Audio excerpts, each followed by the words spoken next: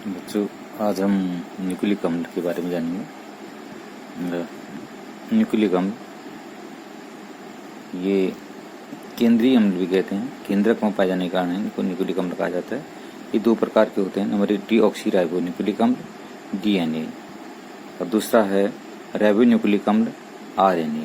जो deoxy nucleic अम्ल है इसमें डीऑक्सी राइबो शर्करा पाई जाती है, और जो RNA है यानी राइबो न्यूक्लिक अम्ल इसमें राइबोज शर्करा पाई जाती है।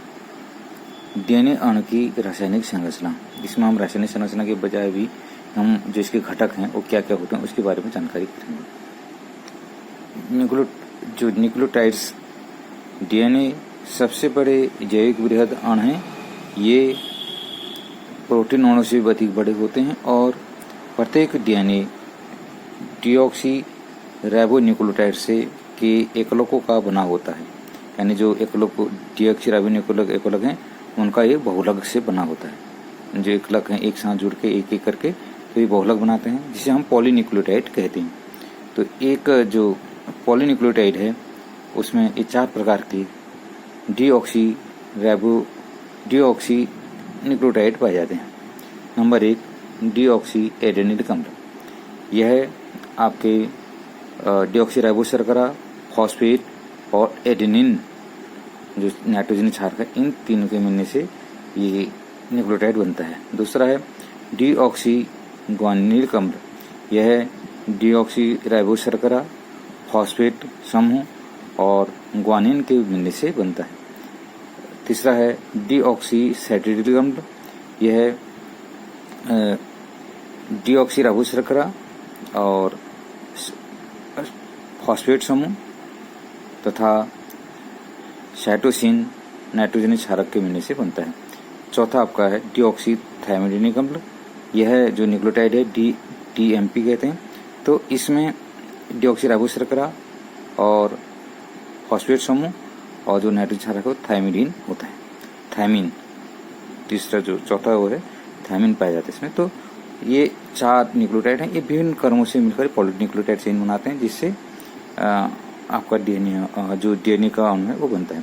प्रत्येक डीऑक्सी राइबो न्यूक्लियोटाइड अणु निम्नलिखित यौगिकों का एक एक अणु से मिलने से बना होता है, जो मैंने पहले बताया था। नंबर 1 पेंटोस शर्करा, जो डीऑक्सी राइबो शर्करा है, C5H10O4 शर्करा है, जो डीऑक्सी राइबो शर्करा C5H10O4।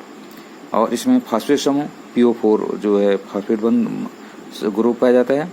और नाइट्रोजन क्षारक जो हैं ये 4 प्रकार के होते हैं, उसे हम 2 समूह बांट सकते हैं।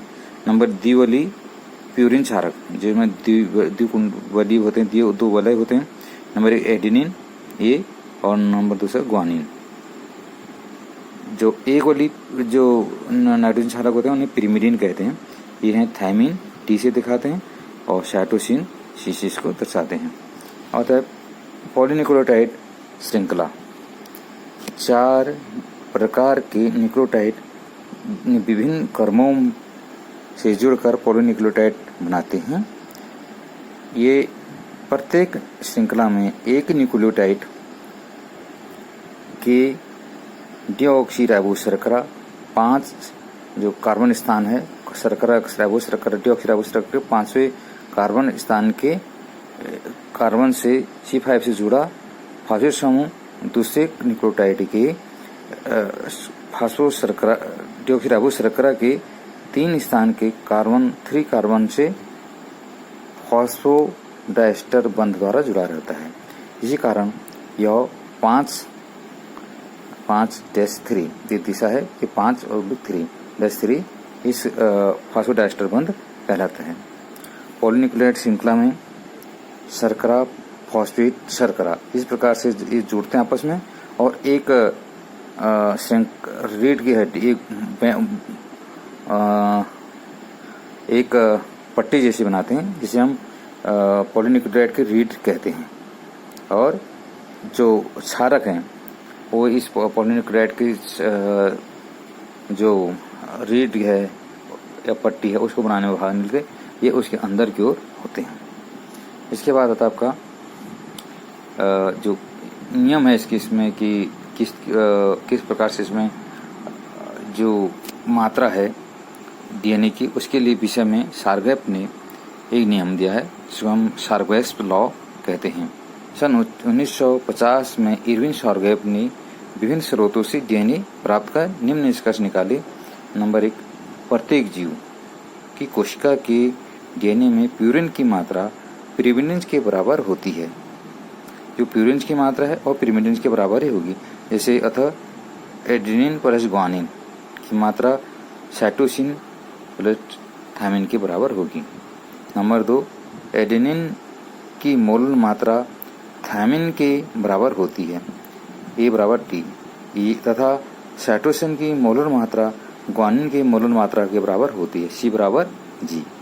तीसरा इसमें इन्होंने निष्कर्ष निकाला कि जो एडेनिन और थायमिन, एडेनिन प्लस थायमिन तथा ग्वानिन प्लस साइटोसिन का जो अनुपात है एक ही जाति के जीवों में हमेशा समान होता है, किंतु विभिन्न जातियों के जीवों में ये इसका जो अनुपात है वो भिन्न भिन्न होता है।